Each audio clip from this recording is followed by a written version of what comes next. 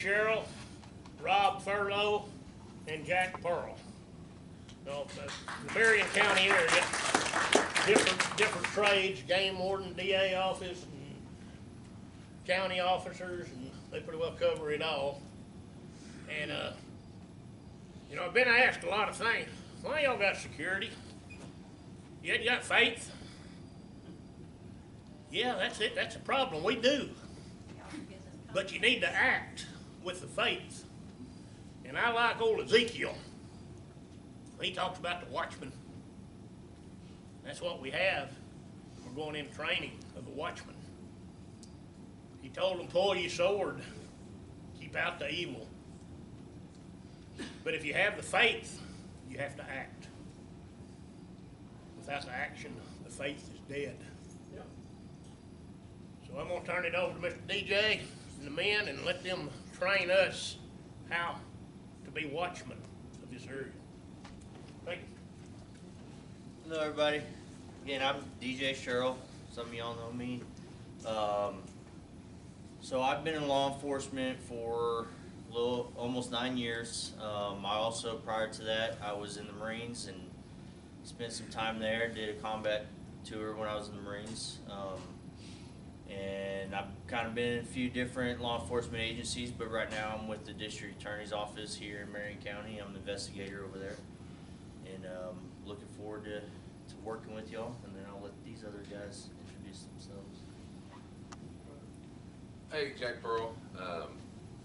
About 11 years in law enforcement right now, a couple of different hats. Currently the police officer at the school district, and so just enjoying kind of the different role there. But as far as this stuff goes, it's kind of near and dear to our hearts. We're all, very driven by our faith and seeing houses like you guys kind of just be a little bit more prepared for what's going on in the world.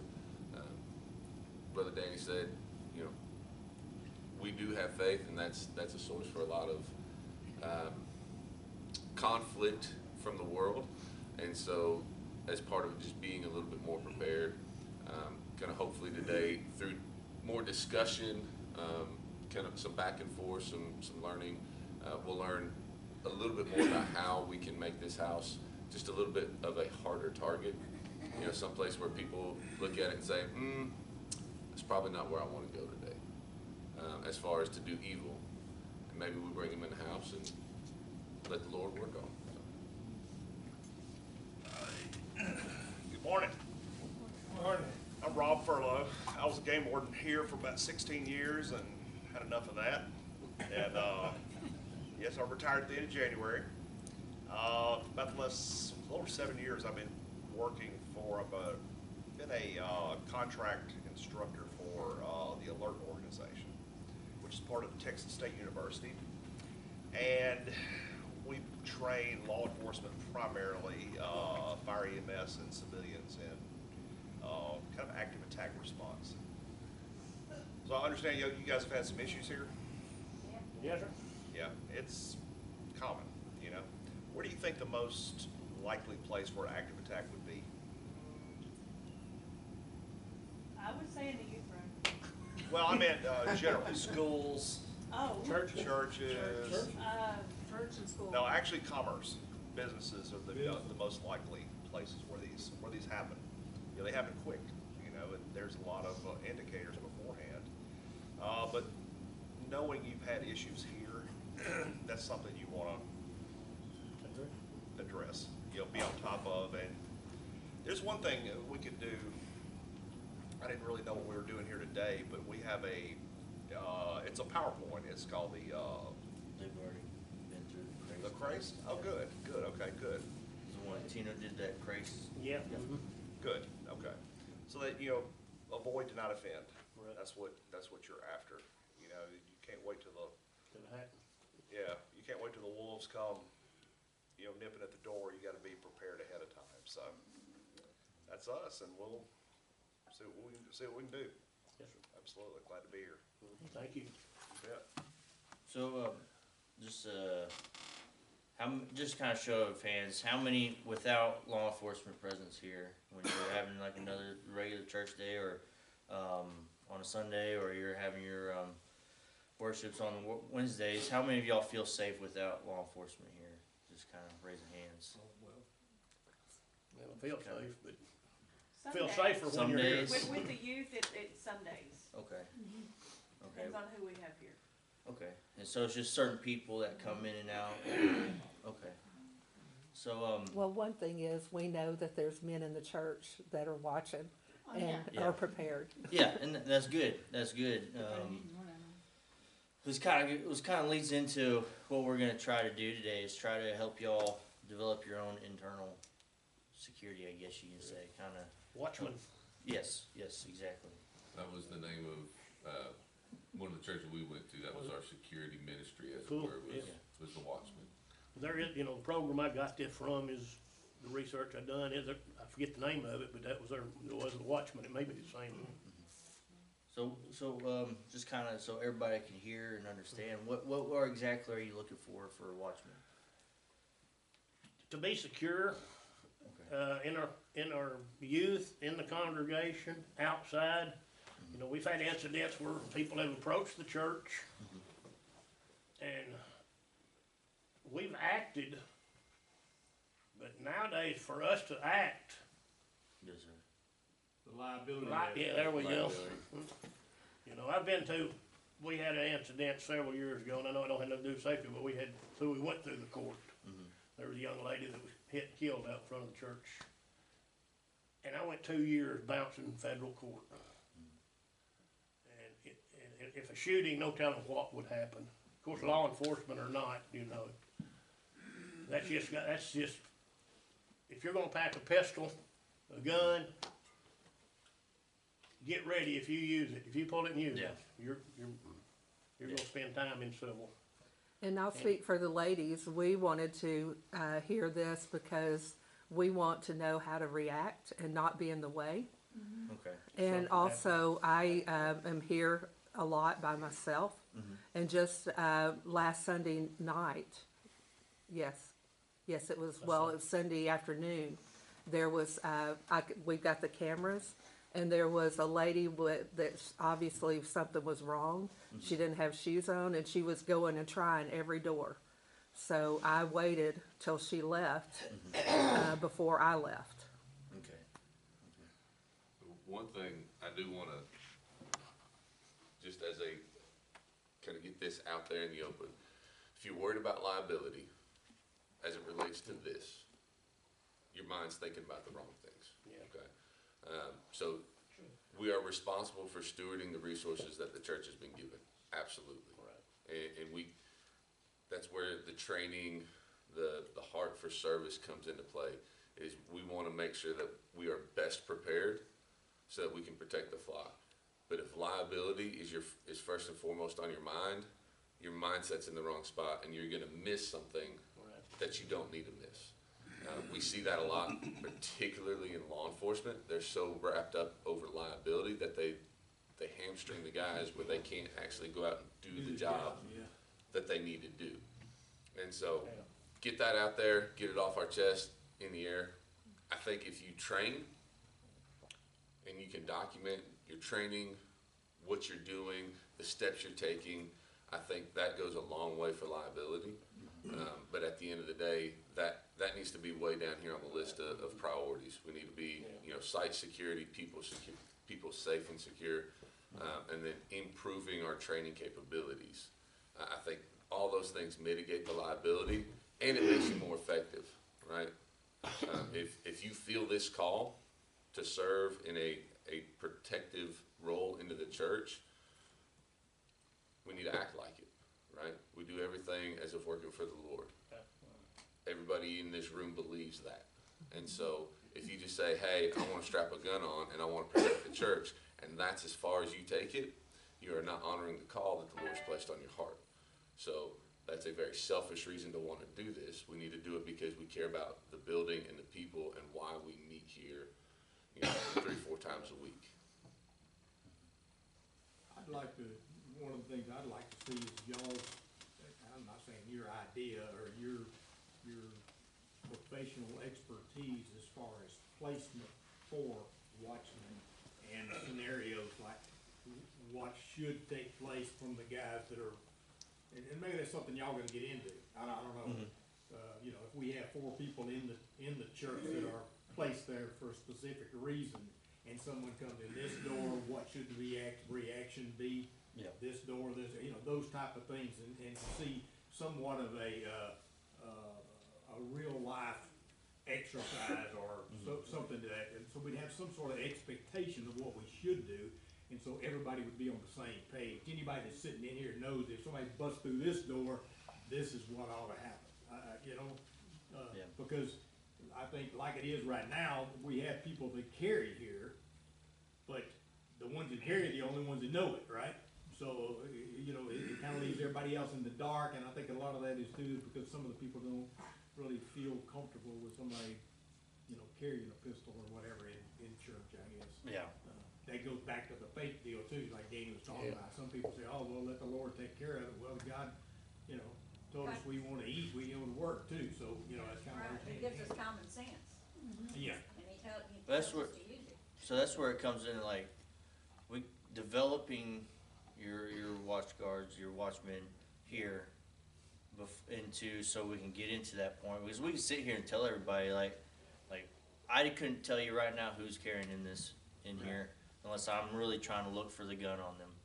And so without me knowing that, like, the one thing I'm gonna be scared of, which I understand what you are, is that all these guys stand up with guns and there's people all in the way and people Yes. actually getting shot. I get where you're going with that. And so that's where it comes, like, that's where we're willing to sit here and help y'all develop this program so that, or help you put you in the right direction. So, and we could show you something, if that's what you're looking for. That's not a problem at all. But, I mean, just show of hands, who's interested in being part of the Watchmen here? Okay. Sean, did you? I'm You sorry. guys raise your hand already off. Yeah. That's good. Yeah. Hey, on the liability standpoint, chapter 9.32 of the penal code deals with defense of a third party and using force, okay? And that's what we're talking about is defense of a third party. So in Texas, there's 6 times you can use force, up to lethal force, in defense of a third party. That's aggravated kidnapping, murder, and that's what we're after. Sexual assault, aggravated sexual assault, robbery, and aggravated robbery, okay? So that murder aspect, you're covered under, you know, chapter 9 of the penal code, defense of a third party, because that's kind of what we're talking about. All right, one thing that that cops do all the time that you need to start doing it's easy too, is a scanning sequence on people, okay, that come in here. All right, how do we scan people? And I'll tell you, you all do this without even recognizing that you do this. Yeah, So it's a 5-point scan. all right. So we're looking at the whole person, okay? Then the hands. You've heard hands kill, all right? 85% of the world is right-handed, so anywhere from here to back in here, looking for something that looks out of place. Most of your bad guys are not carrying holsters. They'll have a gun stuck in the pants. Look And how then- angry they are too, I mean, they're, I'm gonna get to that, okay? And then, the immediate area control, what's around them, okay? And then last, their demeanor. That's something you might notice first. And all of that takes a second, you know, to scan somebody. All right, get in that habit, all right, especially if it's somebody that's here that you do not know or never seen. That might not be, of course, as a congregation, we always welcome new people, right? That's what makes churches grow, right? But we want to trust but verify, right? A great way we've seen that done is, hey, somebody new comes in and that whole person maybe doesn't look like they're coming to church on Sunday morning. The demeanor's a little bit off. As a welcoming party, as a welcoming house, we can just say, hey, one of the watchmen will get up and say, hey, man, I'm so glad to see you here today. Jack Pearl, you mind if I sit here? And now you have somebody right there with them, right? You're welcoming, you're encouraging them to stay, to be comfortable, to be happy here. But now you have one of your people in an area where they can keep an eye on it. And especially, You know, most of these people who perform these active attacks are cowards. I mean, at the end of the day, they're cowards. If they know there's somebody sitting right next to them, whether you're sitting there staring at them or whether you just acknowledge the fact that they're there, a lot of times they start to rethink it, right? And so that's just an easy way. We're extending that warm hand of Christian fellowship with them, but we're there because we care about the congregation. And that's just a very easy way for us to do that. You know, y'all can have some form of communication between the watchmen here and say, hey, Yeah. right? So we had one gentleman that came in and he sat right up there at the very front. And in that kind of situation, do you think, I mean, should we go up to that person and escort them into a pew? Or, I mean, like you're saying, it'd be kind of weird to go up there and sit with them, but at the same time, that's probably a really bad place for a bad person to be in the sanctuary, because then they've got view of the entire. Well, in church, everybody's usually friendly with everybody, right? Everybody's usually like, hey, how are you doing today? Welcome to church. You know, everybody's very friendly with everybody. There's nothing wrong with going up there and saying, hey man, it's like, would you mind finding somewhere else to sit because this space is reserved for something else or somebody for prayers. There's nothing wrong with doing that. I'd love for you to come sit with me this morning. Yeah, yeah.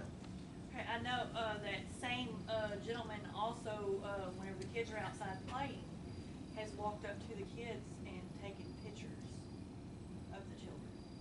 What? Oh. We'll talk about that one later. We'll talk about that later. The same guy you're talking about up here? Okay. So kind of sit here and talk about all this. You want to talk about reacting to an active shooter, somebody coming in here. You want to see how something's done. Like, is really going to be placement of where you're at when it comes to somebody coming in. And with these Watchmen, that's what we're going to go over here later with Watchmen, is like, where is a good spot for you to be standing in certain areas? Because obviously this room's going to be filled up with people. You can't be everywhere at once. You can't see everybody 100%. But the goal is to put yourself in a position where you can react to that potential situation with the least amount, with zero, where it be the least to zero amount of collateral damage in that area, I guess you could say.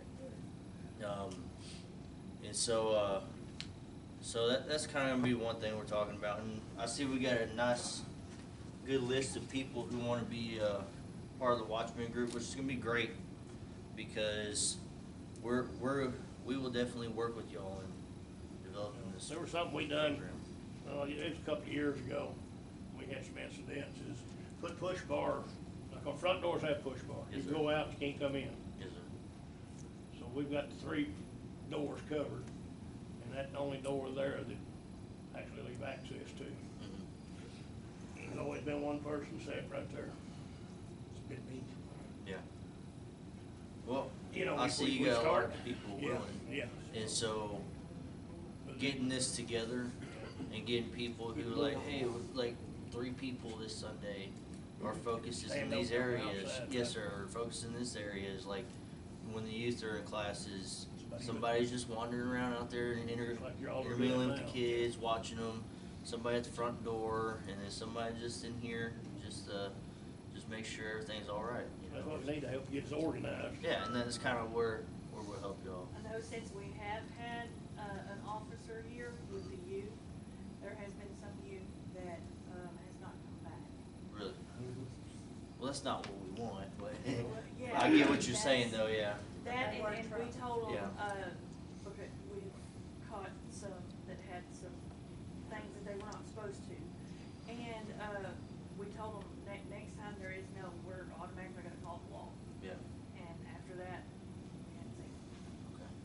One thing I'd recommend too is just, if you got somebody you don't know, have somebody, just Speak a to 'em. couple that shadow them. You know, you're watching, maybe have somebody close up with this, but you're keeping your eye on them all the time. If you have somebody coming here with a backpack, All right, that's what we did in the church in Marshall that we went to, part of the security team. Somebody comes in with a backpack. No, what you got in the backpack? I have no problem. All right. Yeah, why are you carrying a backpack in there? You know, kids these days carry, will carry backpacks, but I would have no problem going up to them and say, what you got in there? All right. Y'all have anything that's kind of a holistic approach where you're looking at it more strategically than just individual incidents? So that leads into kind of in any emergency operations, there's kind of 5 stages that we look at as far as what we want to have in place ahead of time. There's a mitigation stage, right? Or a preparation stage. So what are we doing ahead of time to prepare for bad things? So things just like this. Then there's the mitigation. Okay, as things start to progress, what are we putting in place that mitigates the effects of that? Which is the preparedness, mitigation, and then we have the response phase. So in response, okay, how do we respond as it's happening, and then the recovery. So that's that holistic approach. So in our preparation stage, in our mitigation stage, hey, there's a kid. This boy's got a whole lot of can't get right to him, right? No matter how many times he walks through these doors, he just can't get right with the program. Do y'all know his family? As a church body, can we reach out to the family? So we can. We can reach out, whether it sticks or not, but those are steps that we can take, because ultimately, what causes someone to grow up and say, I want to kill people? The home life, more likely. Typically, it's the home life. And so as a church body, I think churches are uniquely equipped to reach people at home, especially when they're young. So can we start welcoming families in? Can we start talking to, hey, we'd love to bring you supper tonight. No strings attached. Just want to show you guys that we love you, that we care. That's something churches are uniquely qualified to be able to handle. And that leads to, man, that food was pretty good. Maybe the folks ain't so bad. So we go up on Sunday morning or third Saturday breakfast or whatever it happens to be, and it's starting to be more regular. We make a joke on our Monday night group. We hook them for the wrong reasons, and we get them to stay for the right reasons. Exactly. So we feed them, make their bellies full, which is biblical, by the way. I'm sure y'all know. Feeding folks is biblical. But we gather and we fellowship, and they see us living life together, and they say, you know what? The food's pretty good. If I come back for the food, Lord will start working on it. And so that goes into that holistic, hey, let's look at a community-wide effort. How can we better make our community less likely to see some sort of tragedy? And it's by doing... You consider that's part of your mitigation too, right? Absolutely. Yeah, right. Yeah, I mean, that is Preparation and mitigation. that is what the church It's what we was call built witnessing. for. Yeah. Live your testimony. Let people see that, hey, we don't just meet here on Sundays and keep it all in. We eat all the time. Yeah. But that's exactly it. Like, hey, we're gonna go out to these places. We're gonna serve our neighbors. We're gonna love them and show them that, hey, what we're doing here matters. And that leads into, okay, now be forewarned, the more work you're able to accomplish for the kingdom, the more the enemy's gonna come after us. You know the results of what comes in and out of Marion County. Oh, absolutely. Absolutely. Been here long enough to know that. Yes, sir. And, this church goes back, or not just this church, but Lake Pine Baptist Church, goes all the way back to Civil War. And this is known as the Hobo Highway, 729. So you don't tell who we're gonna get, and that's one reason for this upgrading and what we need is today's society and people that just don't care. Yep. We understand as Yeah. a church, the last thing y'all wanna do is to pull that trigger Oh, yeah. and put somebody down and, use that deadly force. We understand that. But there's nothing wrong with having a plan. Nothing wrong with having that plan. That's, Just like our schools, one of the biggest detractors from people coming in is like, hey, JSD has armed security The big one. and will use deadly force to protect the life of our students. No sign up. In front of every campus and every building we have. How many people are gonna read that sign and say, I'm still gonna try it? Well, you know, you were talking about where you think the most likely place is, or to get attacked. The most likely place is gonna be a place that says a sign that says, "We are unarmed." I mean, you know, that's a prime target, you know? So it'd be the exact opposite when you put a sign up that says, "Yeah, we'll use deadly force to protect our kids." Well, then you've done a lot of mitigating right there. And that could be something as simple around here, instead of, hey, we're the church and we'll kill you. Right? It doesn't necessarily land all that well on Sunday morning. But can we have flyers up say, hey, Watchmen security meeting, Put scripture in it.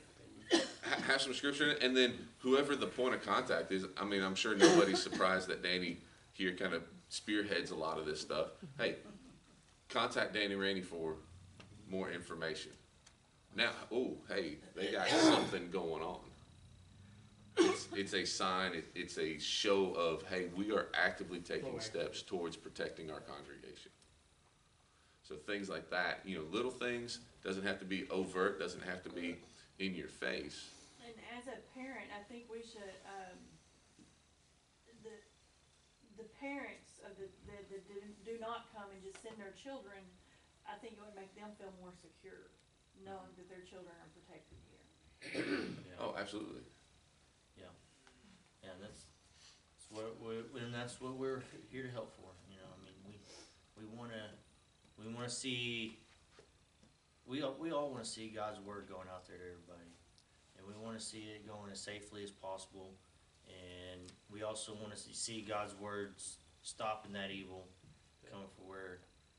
coming from Satan himself, you know, and, like you said, like, as much good as, where all this good is going, there's gonna be evil coming and attacking you on it. And, but I would think this is a good start.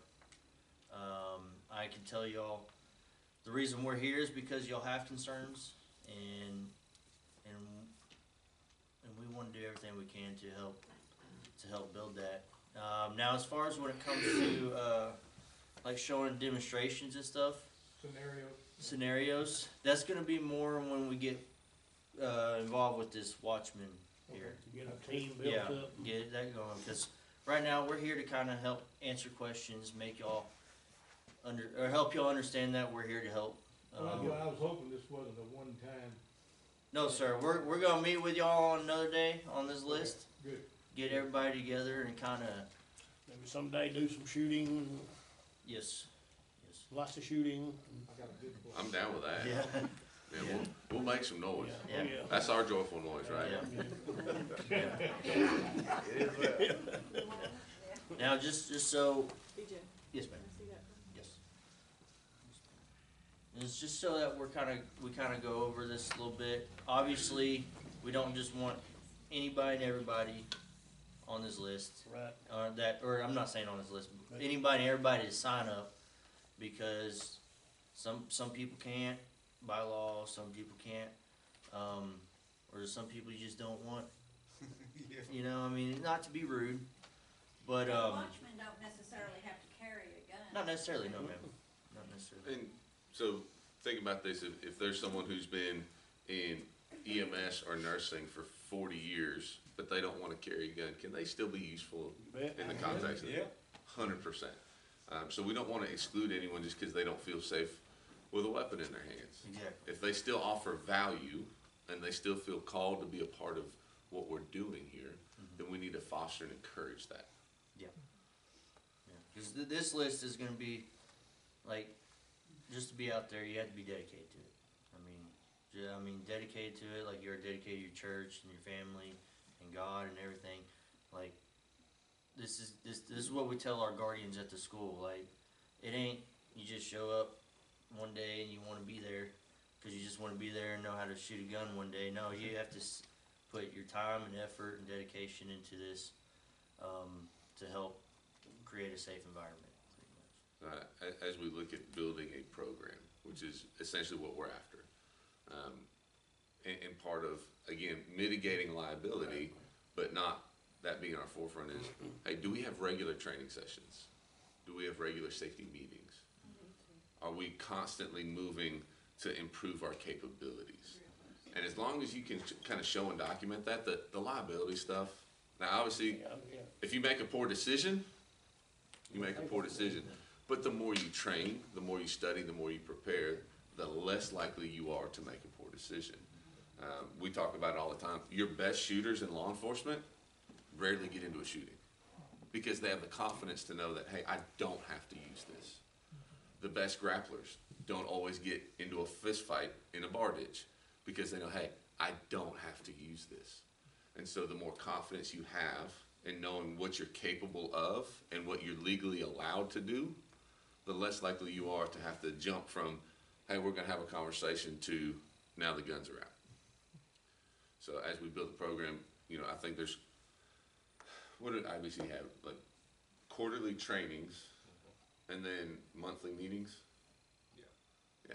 So that meeting can be hey, we're going to sit and brainstorm on what if scenarios this week. So what if we're sitting here and somebody walks in that door? What do we do? Okay, so we'll talk about it. The quarterly trainings could be firearms. It could be medical. It could be, hey, this quarterly training, we're going to study church shootings across the United States. Things like this that show, hey, we're understanding what's going on, and we're actively trying to make ourselves a little bit better to be able to respond in a more efficient manner. One thing that some of the ladies was worried about, what do I do? If an incident happens, say somebody comes in that door, Well, what do we do? So one thing we like is establishing a church pro word, so to speak. So there's three things that we talk about. There's brevity codes, which means that we're going to take whatever we're trying to accomplish and we're going to cut it down to just a couple words. There's code words, which means we're obscuring the meaning. And then there's pro words. Pro words initiate action. And so we would put it in the head of whoever's leading the security or in the hands of the pastor. If they see something, we say this pro word, say it's, hey, code blue for whatever reason. All right, members of the church encouraging visitors here, we're going to get down except for the watchmen, and the watchmen are going to handle the situation. Right? Because if you just start screaming and you jump up on the chair here, now, oh no, right? It's like hit the floor. Yeah, that's What I would hope I would. that's a shoot me first move, right? But if we initiate like a church pro word, and especially the deacon body, the watchmen, the pastors, the long-standing members understand that when they hear this phrase or this word, it's going to initiate this action for us to best protect our people. Right. That's what we get. That's how we mitigate that, because if you just yell gun, about 50-50 people are going to stand up. Well, if I stand up in front of DJ and I don't have a gun and he does, You've defeated your purpose. I'm inhibiting his ability to respond to the situation. Whereas if But he saved your life. yeah. I love you, but Yeah, like something as simple as saying, get down, I mean, it dodoesn't have to be, Because the preacher's gonna see it. yeah, We're all looking forward, and he's the only one generally looking back. yeah, Well, But unless we've got our watchman. and it's then- placing people in the right spots. Right, So yeah. as far as being able to watch the doors Yeah. and being proactive on that account.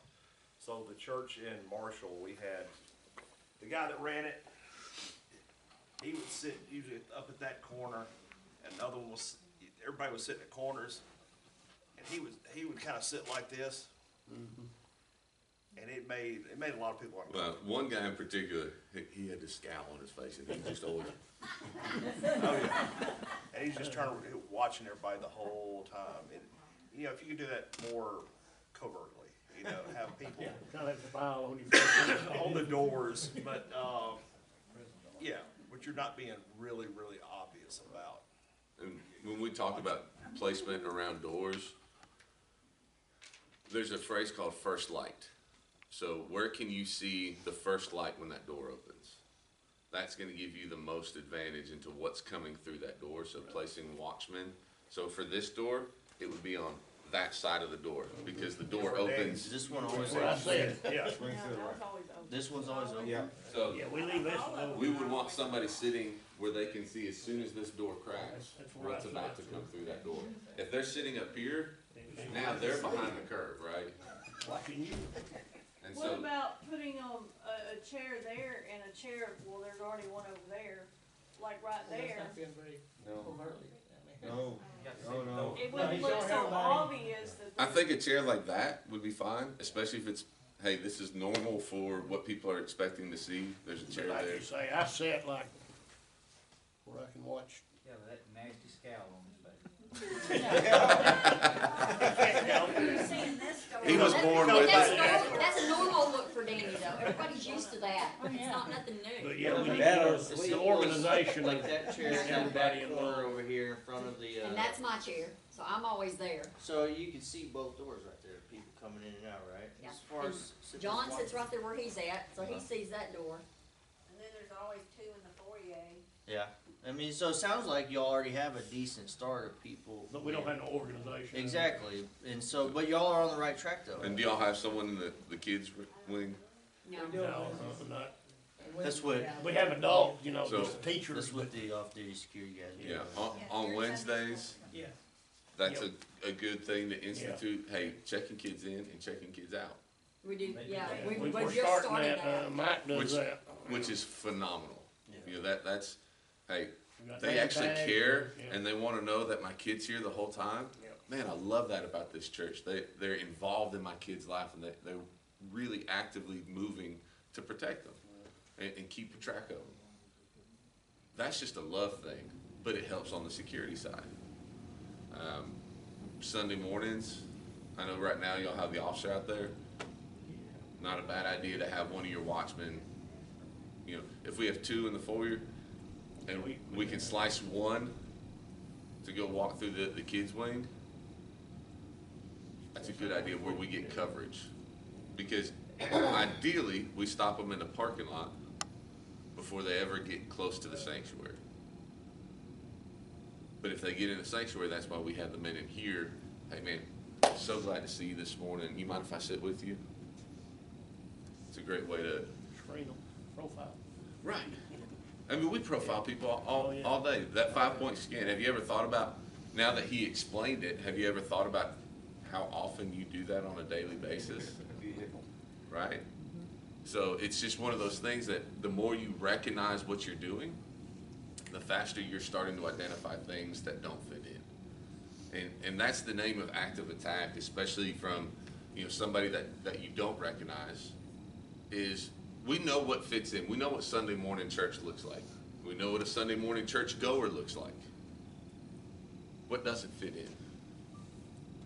And the faster we identify that, the more we can take those steps ahead of time.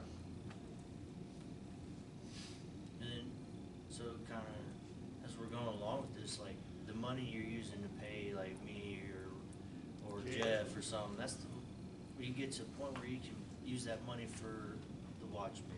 Because y'all don't need to pay Jeff any more money. He got 4 jobs now. But no, like, cause, I mean, we're gonna want, do y'all have a medical kit here? We got a defib, we got first aid. Okay, and build up those, just build it up to where, I'm not saying you'll have to We need, spend all you this know, money, yeah, but that money, if you needed to, could go that direction instead of having to worry. Bullets. Cause honestly, like, the reason why I thought about this, cause I feel bad to be paid for working at a church. I mean, We don't feel bad about paying you. I do, because to be honest, I mean, this is God's money, it's not my money. And, this is God's It's house. not our money, it's God's money. Yeah, but again, I don't mind helping. But you know, just y'all being here the last 6 months is, Yeah. it's settled. Well, that's good, and I'm glad we could help out that way. Because it was escalating. Yeah. Mhm. And, we just hope we can help y'all You get. got kids out here have no respect for, you know, they knew I was in law enforcement, they had no respect for me. So what? And just as soon put their hands on the adults They as have no look at respect us, for nobody.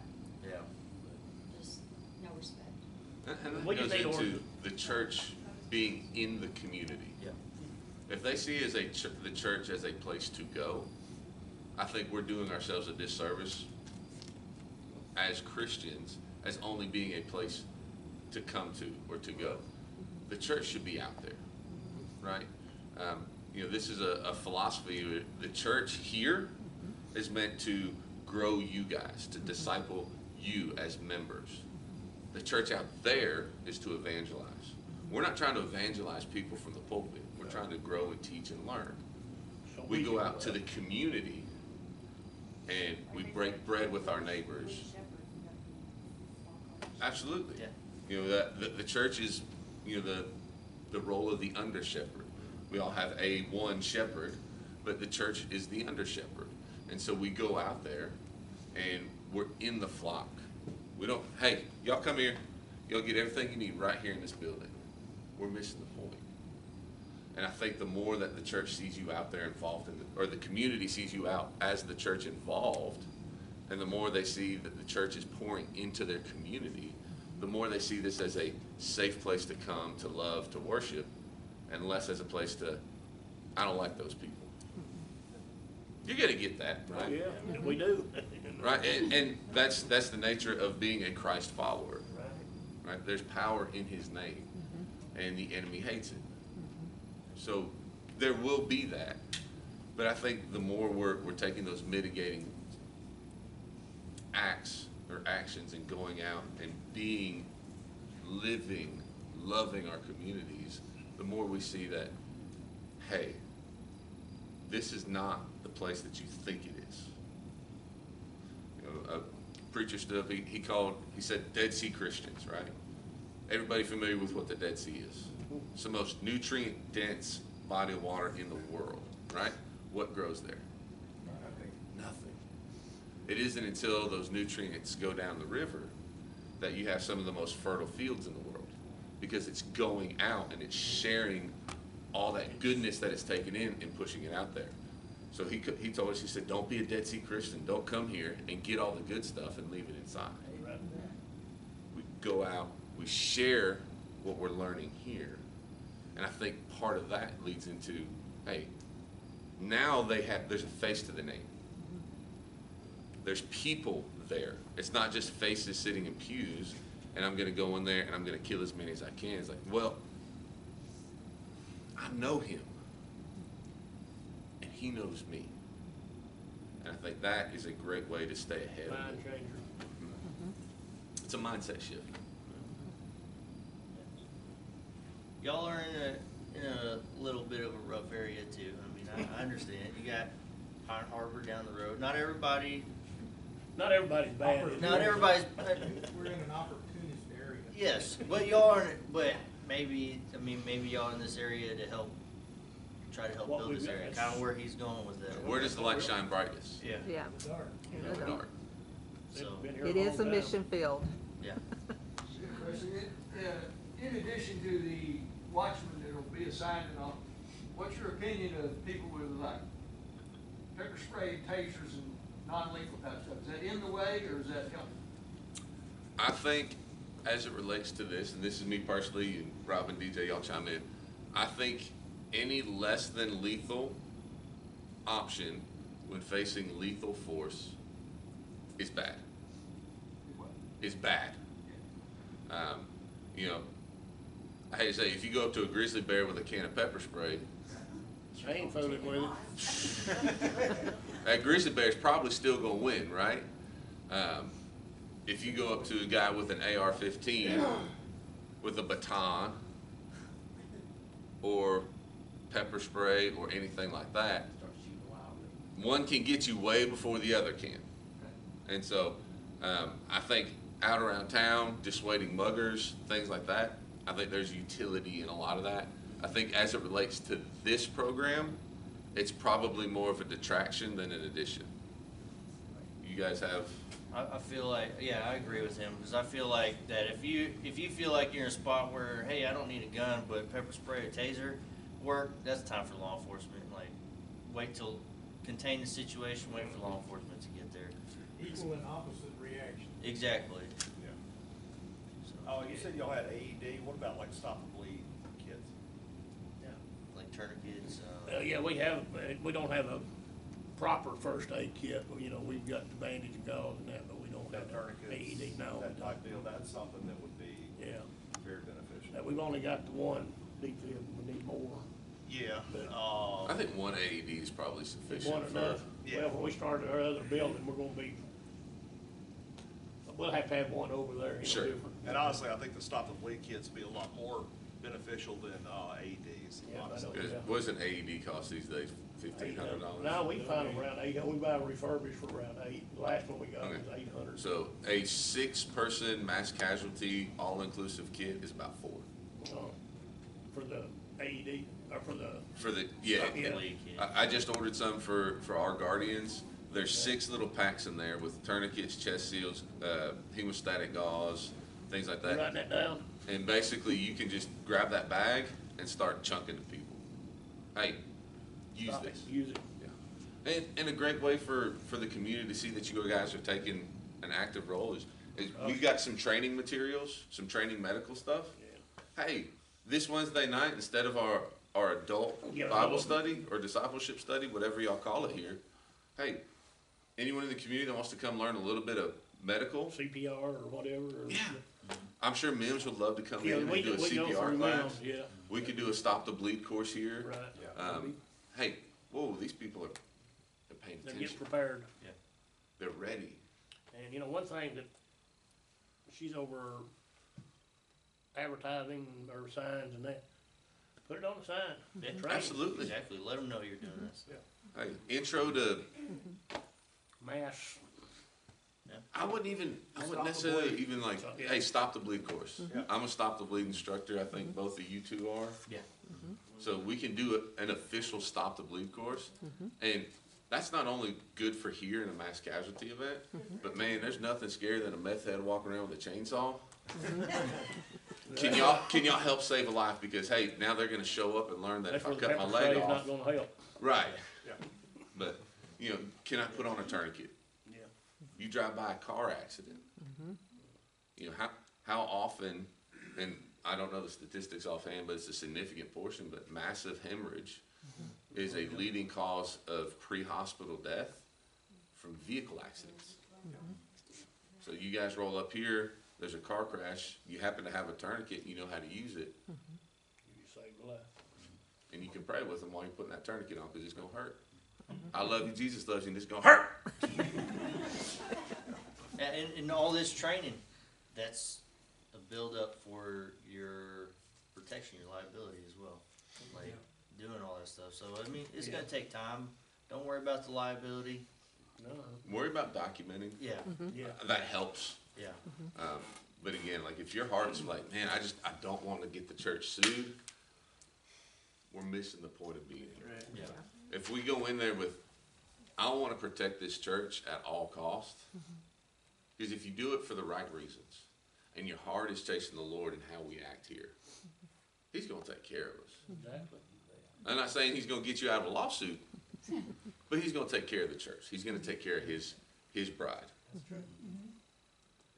So nationally, all the active attacks that have happened, they really started in the late 90s. Probably the median number of people that have been killed is 4 average. I mean, 4 shot, 2 killed. Nationwide with every active attack that's been the average. One good thing too is the average is 98.7% of the time it's one person. And that's due to, proactive, training and stuff? I think the statistics are getting better because of things like what He does. Yeah, yeah. Exactly. I think there was a time it was about 6 killed, Yeah, Right. like 2010s. right. It was about 6 How many were on killed average, today but we're still? seeing that trend down. I bet you are. I don't You start to remember. Be aware of it and I start don't to pray Remember for how it. many killed in Dangerfield? 6. Was it 6? That was 85, right? It's in the Or 80s. 80. Yeah. It was 80, I 1980. believe, yeah. My aunt and uncle were there when, We were talking about that Yeah. 2 days ago. Now, I know whenever we, took our classes for our gun, to carry, we're to shoot to kill. Correct. Yes. Absolutely. Yeah. No, I mean, Now, if the Lord wants them to live, he'll help them. He will. Absolutely. And we've seen some medical miracles. You say God doesn't perform miracles? Man, what happens in the operating room these days? Yeah, he brought me back to life. And so, we see that, but if you are having to use deadly force to protect innocent people, you have to aim to eliminate the threat. Better mass. So one thing y'all remember in that craze class, we distract, we isolate, or we neutralize. Those are our three options. Distraction is hopefully heading them off in a parking lot, send them on their way. Isolating is if it happens, we lock down the sanctuary, we don't allow them access to innocence. And worst case scenario is neutralize, where we have to neutralize the threat. Like he told us, the dead man can't sue us. There's that. But family. Yeah, the family will. Yeah.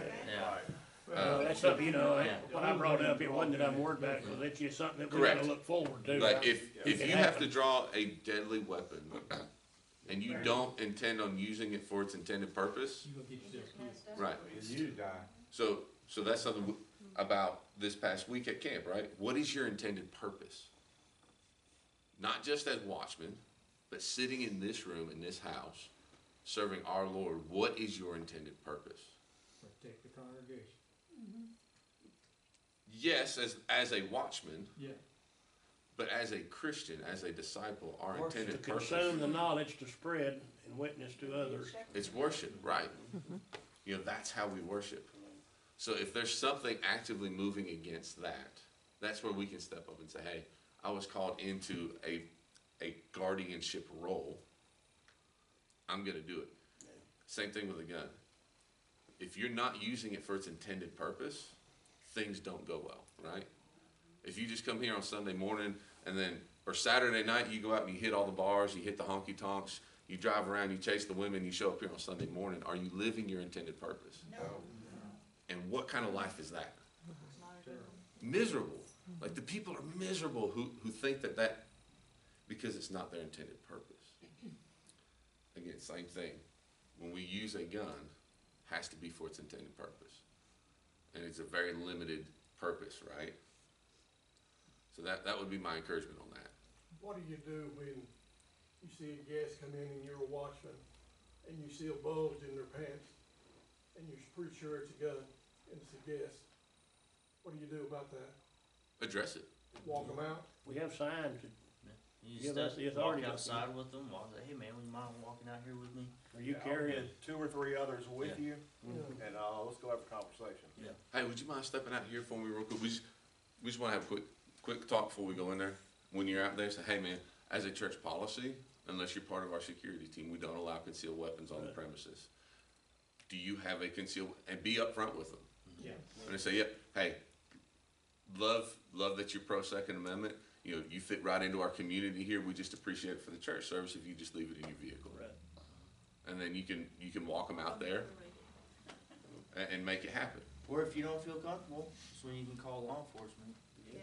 And say, hey, I mean, like, we just tell them what's going on, and then they'll walk with them in the vehicle. Some of them get very angry. Yeah, so like, Well, if Like- he gets very They're angry, he's something doing it for bad, the I wrong think purpose that's anyway. Yeah. exactly, yeah. You know, he ought to be very, if you approach someone that has a gun and you say, no, you know, we've got watchmen here, they're already taking care of it, he ought to be more than happy to go put his gun in the He vehicle. should be, he should. unless he's got bad intentions. Well, And he's got, then there you go. If he's offended at not being able to carry a gun, hey brother, we would absolutely love for you to join our security team. That way you can carry a gun here anytime you like. Yeah. But it's gonna require some time and some effort, and some dedication from you. Are you willing to do that to help us protect this church? You know, always spin it in a positive light where they're gonna be able to help you now. Their benefit, yeah. What about if they're not members of the church? That's What a great way to get a member of the church, right? All that time and effort. Yeah.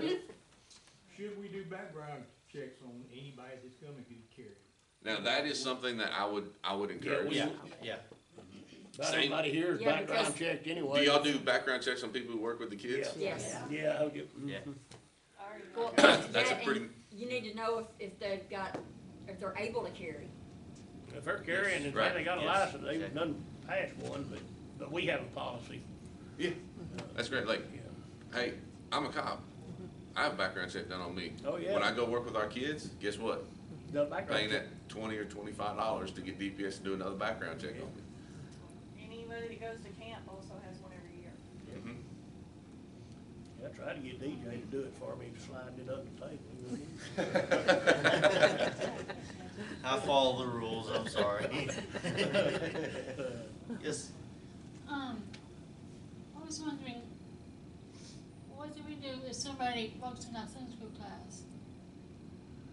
Somebody walks in their Sunday school So, class. as part of the Watchmen, what time did y'all show up on Sunday mornings at IBC?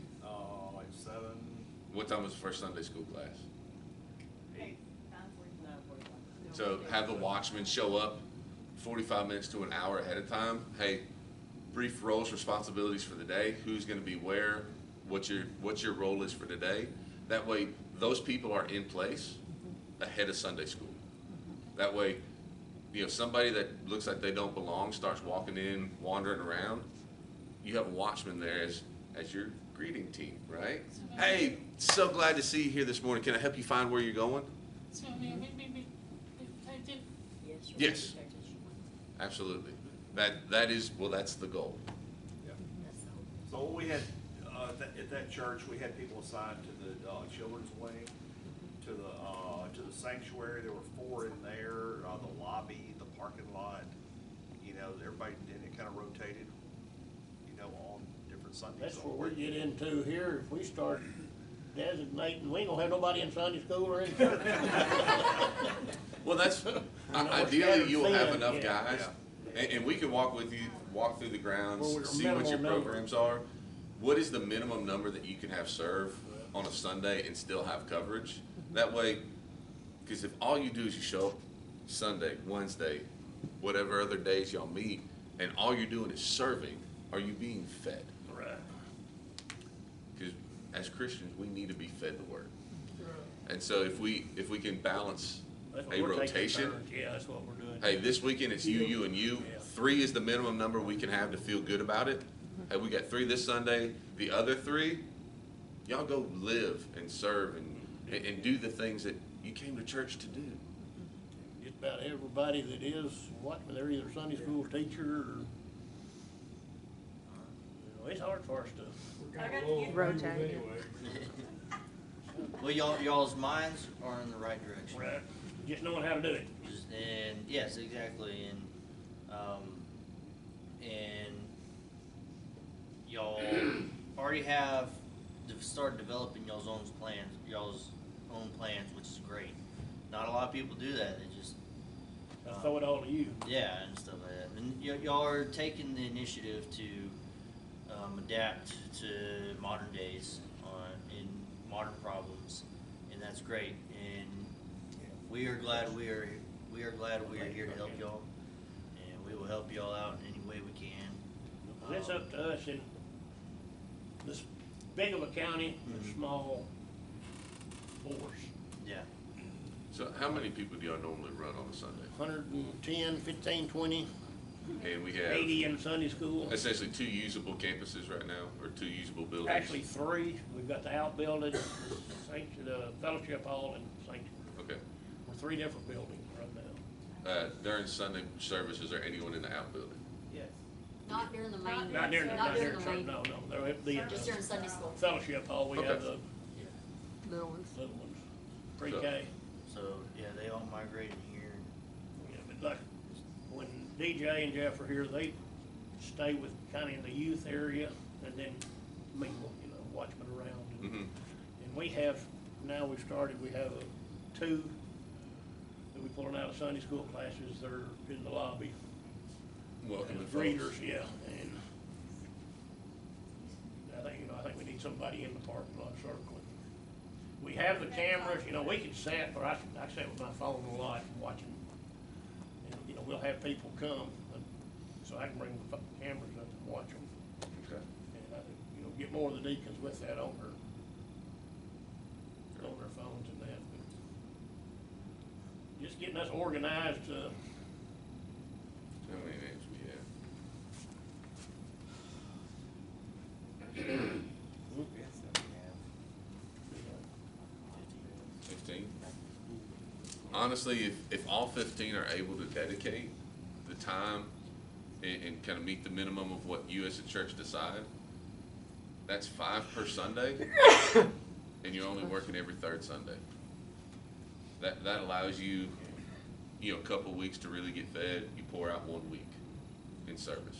I think honestly, that's a very easy rotation, and 5 would give you basically 3 in here, 1 in the youth, and 1 as a roamer. I think Scotty will wanna be on there too, but, he's not But there. as a bare minimum here, I think that sets you guys up to be really, really well covered. Right now, we're using 2, and I like to keep paired up. Mhm. You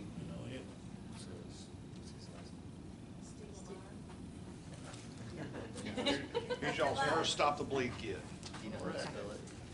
I can. You just got all the tourniquets and. It's got a tourniquet.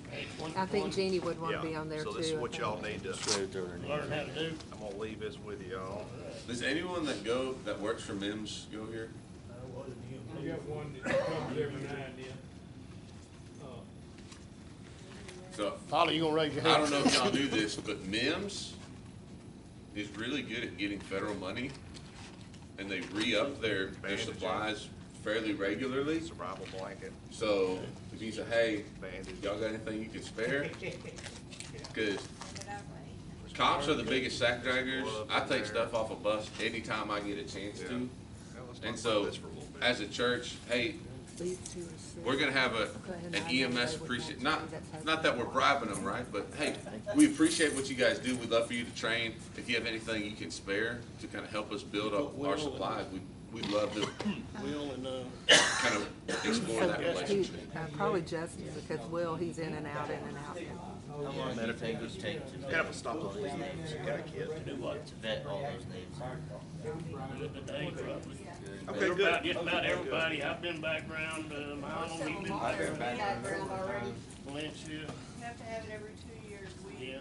Me and Scotty just had ours. And then I've had 3 or 4 on On- there. And on your church, I guess Constitution Church rules, what does it look like to establish this program? You have to wait for a business meeting? yeah, it should. Okay. You know, have our preacher wasn't able to be here today, but we can call it an emergency business meeting and, let me make a copy of that. Yeah, that'd be great. But, the sooner you can get that going, the sooner we can kind of hit the ground running. Start, You hey, got a key? which 5 people work well together? Or I got it. I'm sure y'all all work fairly well together, but which 5 would be a best team? And then we start pairing people up, start training regularly within that cohort. Because to get 15 people to meet regularly is a chore. There's 3 of us, and we have a hard time, the 3 of us getting together. But if we can get your 5-person cohort together on a kind of a regular training basis, y'all can start really meshing well as a group. Again, the ones you got here now are the backbone of the church. That's what we see in a lot of churches. There's this core group of people that they do everything, right? Well, you can't do everything, but Come on, Joe, you know you can. Yeah, let's go through this, let's vet them, let's get y'all's meeting done, let's make sure we follow what y'all want us to, in the direction y'all want us to, and we'll help guide y'all, and let's set another. if we need to help write any policy. Yeah. Y'all got access to the range out there, we'll go through Tino and that. Yeah. If you wanna set a date and time, we'll set a date and Come time, bust some caps. but I say we can set another date. Well, yeah, we'll do that later down the Yeah. line, but But let's get us a group. I think we should, once we get all the names squared away and get y'all's meeting squared away, have everything done in bylaws, then everybody that's on the list, we at least meet together. I don't know what y'all think. Meet them, get everybody in the Every day's group, good for set y'all, you know. expectations, and go from there. I think We ought to have a meeting day with everybody on the list. when they do Yeah. this meeting, Yeah. How many deacons y'all have? 8, 8? Are they all on that list? 7. 7, we have 7, no, they're not. Okay. We have a couple that are out, and one of I them. put Guy on there Did you because I put knew Guy? he Yeah, would, he- yeah. curious. Okay. No, we look forward to helping y'all grow in that direction. We really do. Well, you know, you look, Sure. Yeah, yeah. we're gonna stop All some right. bleeding. We'll keep you up here.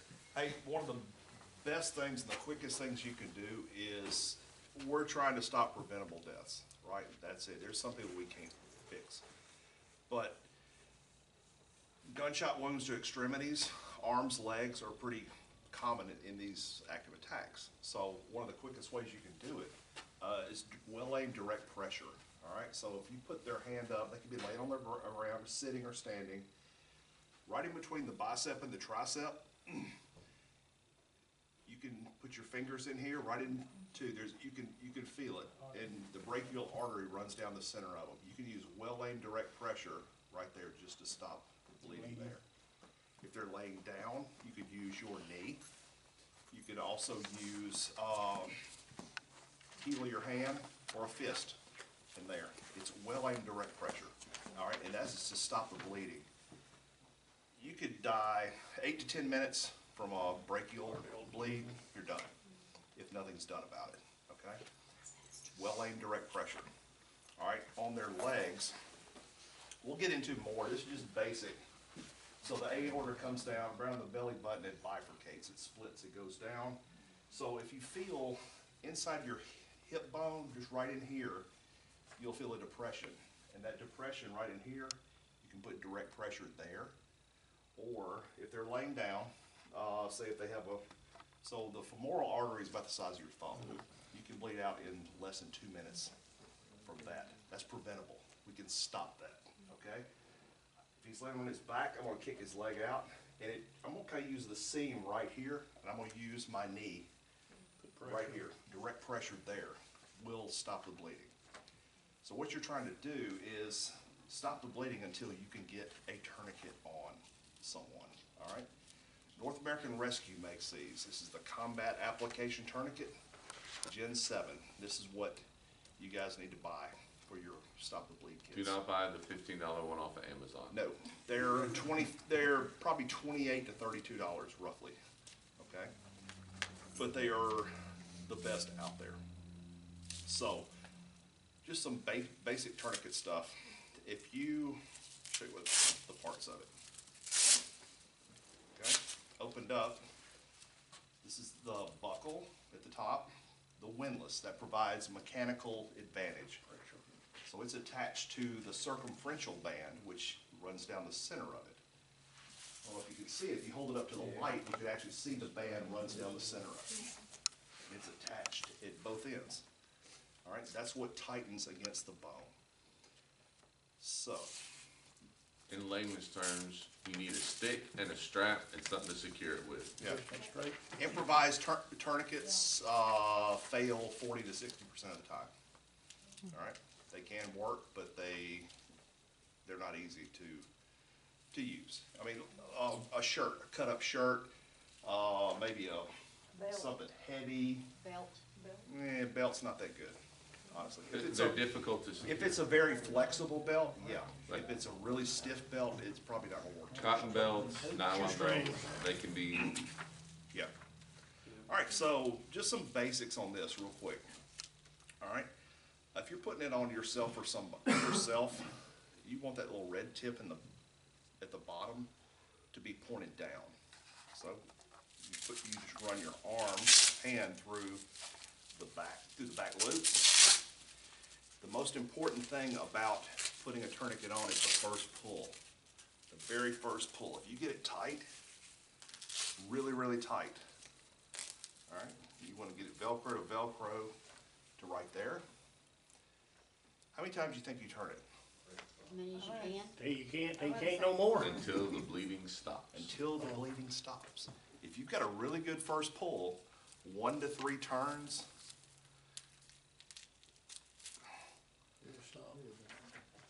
that one turn did it right there. So you can see how the blood is not refilling. All right, what your goal is too, is you want no radial pulse. I'm not feeling a pulse there. If you're like me, finding a radial pulse is difficult. If the red stuff stops coming out, it's tight enough. All right. the common sense there, huh? Yeah. So I'm gonna pull this through, the wingless clip, I'm gonna go back around it, and then back through the wingless clip. And close this little timestamp. So this thing is not gonna come off easily. I see that did, but it's still locked in back behind here. All right. This is your #1 medical adjunct for extremity bleeding, preventable deaths, stuff we can stop. Till the ambulance gets here. I think 65% of total pre-hospital preventable deaths are massive hemorrhage. So that's massive bleeding. So if you can stop the blood from coming out, we're gonna dramatically increase their chances of survival. And there's a couple reasons that we wanna stop the bleeding as soon as possible. So where does our brain get oxygen? Right. What allows the blood to go up? Yes, but the heart isn't really strong enough to do it if there's an open end, right? So it increases the blood pressure. So when we cut off the bleeding, now the blood pressure's back, and we can start getting oxygen back to our brain. Also, the more blood you lose, the lower your core body temperature goes. When your core body temperature hits 93, 92, your body loses the ability to clot, which means that we're just gonna keep bleeding until we get somewhere that can save our life. One thing I like to say, especially as it refers to medical, we're not saving lives with medical adjuncts. We're just preserving it until they get to what really saves their lives. Bright lights and sharp knives, AKA the emergency room, the OR. So as Christians, when we go out and preach the word, are we saving lives? No, we're just preserving life until they get to Bright light. the brightest light and the sharpest knife, right? The word of God is sharper than any two-edged sword, and Jesus is the light of the world. So it's just a little, especially when we talk about medical, it's a great way to kind of get our mindset around it. Yeah. All right, so on a leg, all right, that's the other deal. You don't want to try to hula hoop it around your foot or somebody's foot. Go ahead and open it up. You want to make sure you don't have anything in your pockets. If you have something in your pockets, that could definitely stop this thing from working, okay? So here are the pockets. There's a natural void right here under your knee. Saw it up.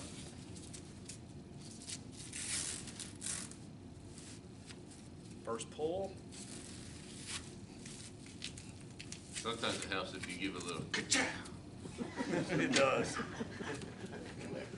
How many times do we turn it? It stops bleeding. Bleeding stops. Y'all are fast learners. You are. That's it. Now, if you're gonna do tourniquet drills with people with blood pressure issues or older patients, Leave it on there very Over long. 50, blood pressure. slowly issues. lower the pressure and have them sit down. Because if you dump a whole bunch of blood back in that leg, Could easily hey, happen. so sit down before you take that off. Yeah. I know, because I'm old, have blood pressure issues. Peripheral neuropathies, if you have those, you don't want to put it on all the way I ain't gonna live. in practice. Here, is that reusable? Yes. The training tourniquet is. Yeah. Real tourniquets, it's a one and done. Yeah, you don't want to practice, y'all be fine. The ones you get, you can practice with them. Or keep this one after you get some too and practice with this, okay? So to restage it, you hold it with I didn't tell you the rest of the parts of it, all right? So this is the windlass clip. This is the windlass retention strap or the time stamp. All right, it's got a time where you could actually write the time on there. How long are they supposed to stay on? They've stayed on 17, 18 hours. In the You know the United old- States, you'll be fine. Yeah, you'll be fine here. All right, this was like Afghanistan, remote in the mountains military. I think the average that a tourniquet stays on in a mass cache is 3 hours, and that is plenty of time for the OR to be able to mitigate any kind of negative reactions. Yep. If you guys wanted to buy your own, that's even better. Honestly, No, sir. Never. No. Never. Us, never loosen a tourniquet. no. Doctors do that. There's very few instances where you would even need to, but in all reality, no. they're gonna be at a Once you put it hospital on, it's before they there. ever need to get Yep. loosened. And If it's it gonna seems hurt. like it's They're gonna hate slipping it. off or it's not working right, throw another one on. Yeah. Yeah. And honestly, on legs too can be better, especially with guys with, really big legs. You can actually, if you got somebody that's really, really large, you can Yeah. take, You put them together. yeah, yeah, you can put two together and make a big tourniquet if you had somebody with really, really big legs. All right. Working on it. And that's it. So y'all can, practice with these, and we'll do some more medical stuff with you guys. We have probably 8 or 10 training tourniquets that we can bring out. Yeah, I got a bunch So of my most truck. of my training tourniquets are ones I've carried on duty, and then retire them after a year because they start to fray, things like that. I've only had one tourniquet fail, and it was in rough shape, and I was using it about 3 or 4 times a week in training.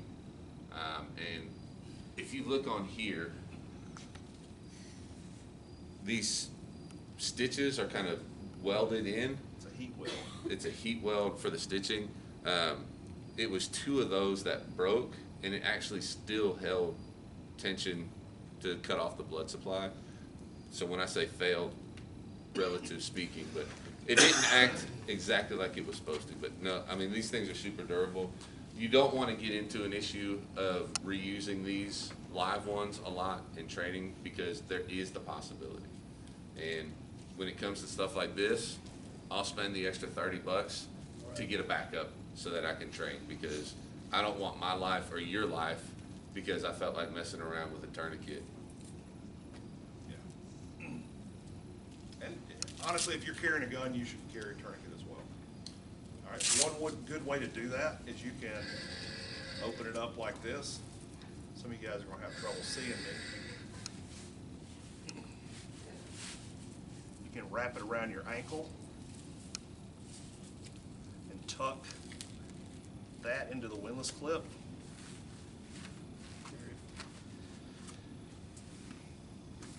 It disappears. And if you need it,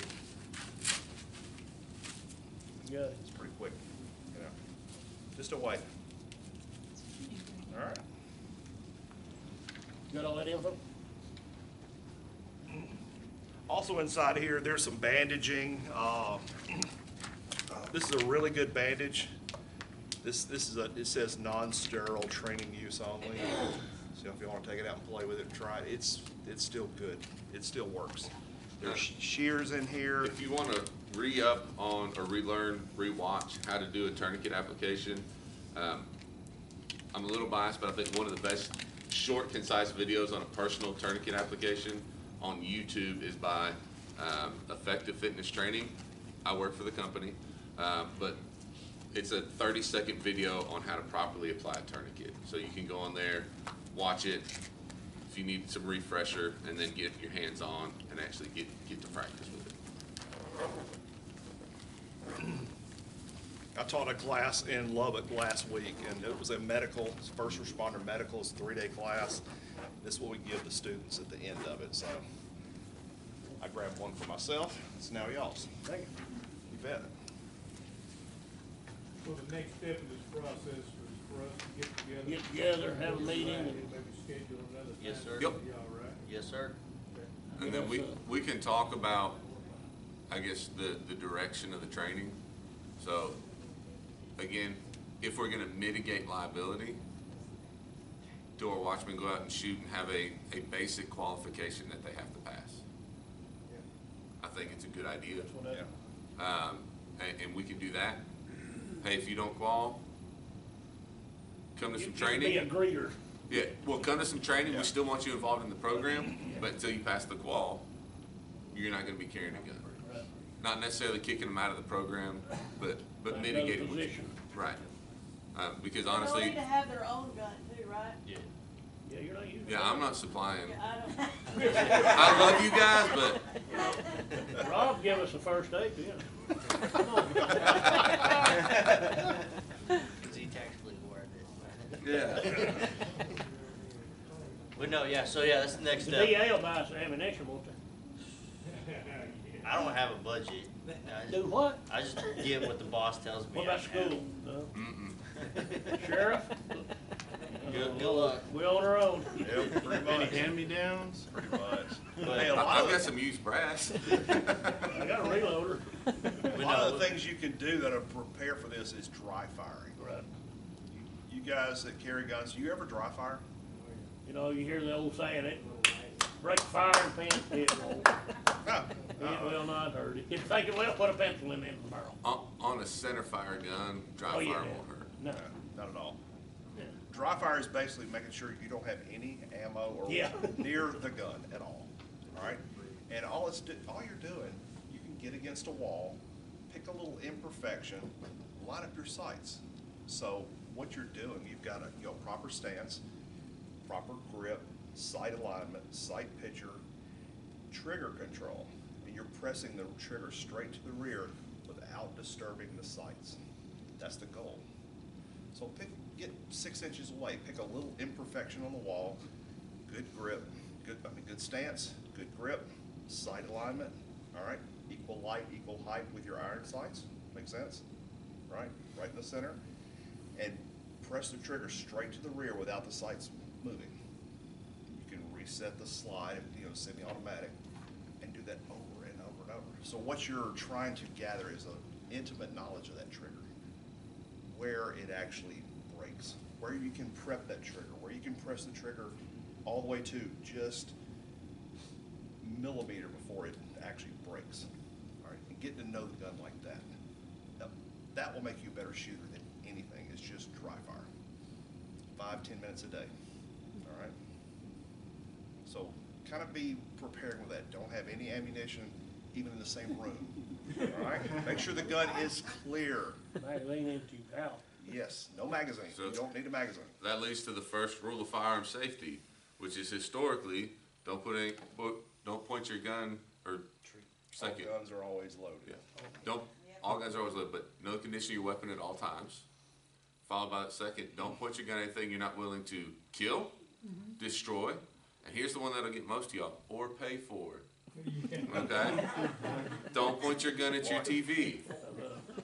Yeah, don't pick people on TV and try to shoot them. Just a blank wall. Buy a new TV. Find your little imperfection at gun level and practice breaking that shot with the trigger, pressing the trigger straight to the rear without the sights moving.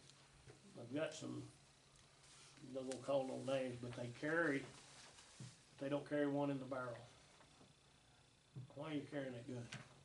Well, This You could know, be- they don't this- feel safe with it. well, And there's that's, nothing wrong with that. I know Not there's really. not, but I know. But as long as they're practicing drawing the gun and Loading. immediately loading, right. It's kinda like putting a seatbelt on right before you get in a wreck. yep, that's what, yeah. It's not gonna work too well. We have a group per policy, because of the people they're surrounded with all day long, they are in carry. policy, they can't carry one in the chamber. And so, sometimes but if Be you better off practice, if you didn't.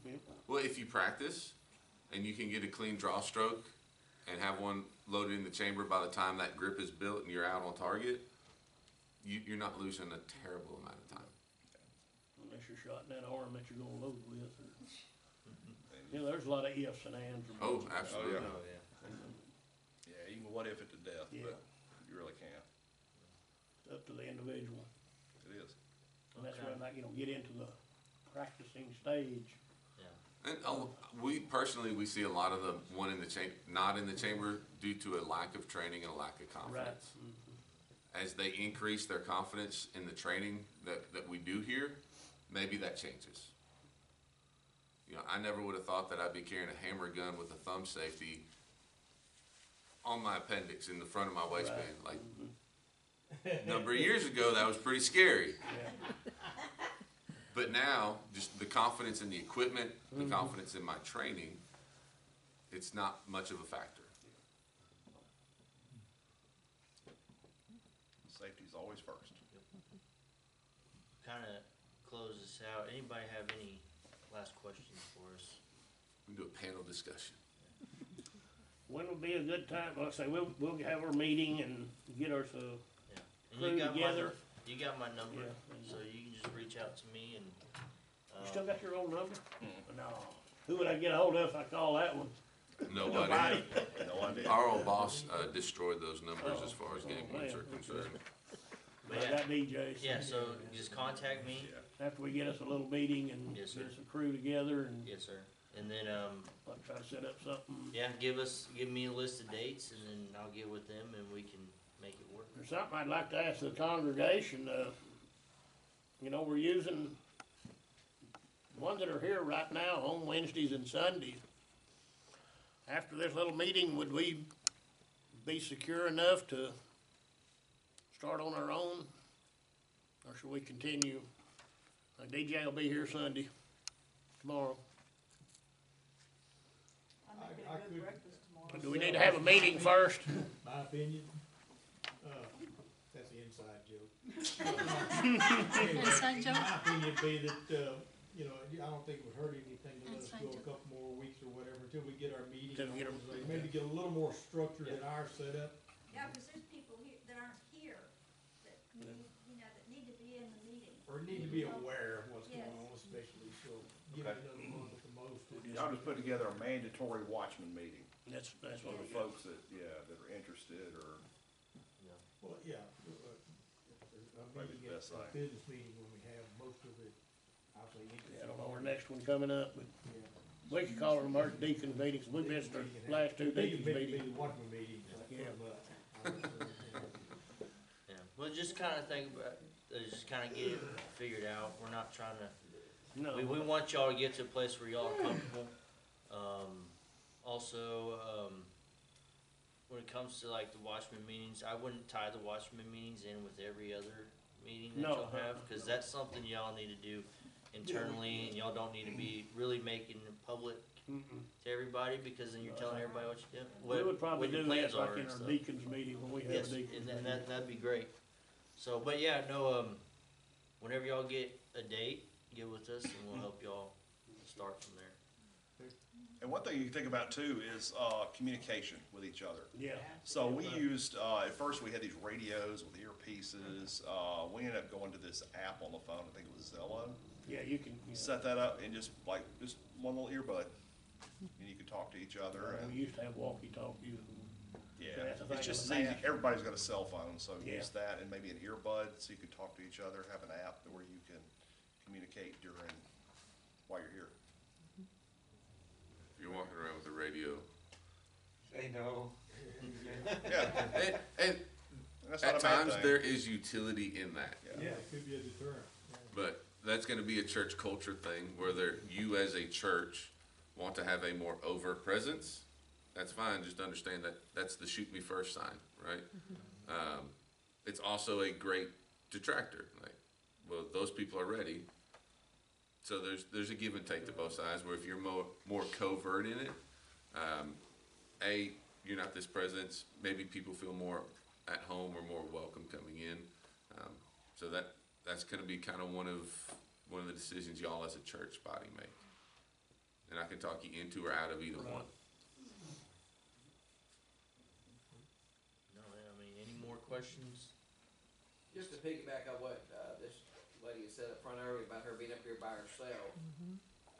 Don't hesitate to call the sheriff's office immediately, don't wait 10 minutes, 5 minutes. If you see somebody on camera that, you know, doesn't belong and is familiar with you, call, say, you know, see something, say something.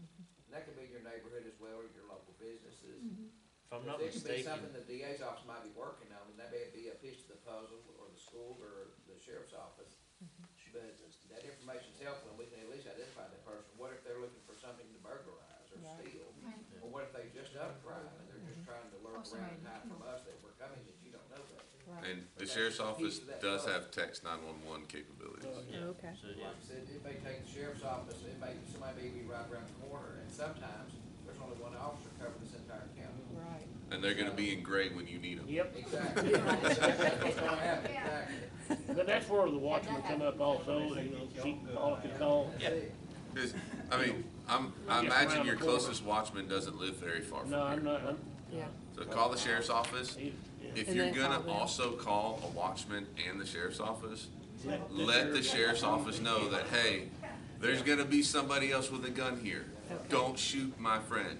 There's a lot of times that we're out in the outbuildings where can't see the cameras. There's like several of us women that, like on Wednesday night when church is over, we're back there working, trying to get our paperwork finalized, and we're back there by ourselves after everybody else is gone. Or the vans are out and we're back there waiting for them to come back because we don't leave the campus until everybody's back.